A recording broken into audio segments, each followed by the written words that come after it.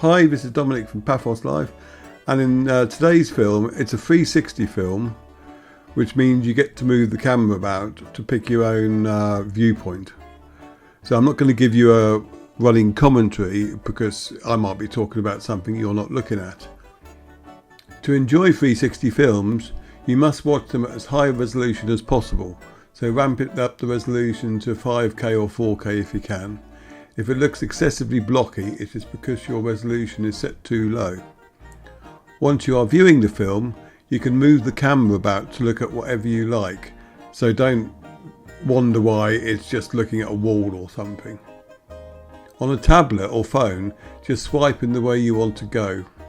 On a computer, use the mouse or the W, A, S and D keys to point the camera. If you pause the film, you can still move the camera about. If the image you see cannot be rotated and looks weird, it is likely that your viewer doesn't support 360 film. If that is the case, try viewing the film using the YouTube application. And if you really do hate 360 films, we have done a flat perspective version of this where I basically pick the route and you just get the one image with some commentary, so you can watch that one instead. Okay, cheers.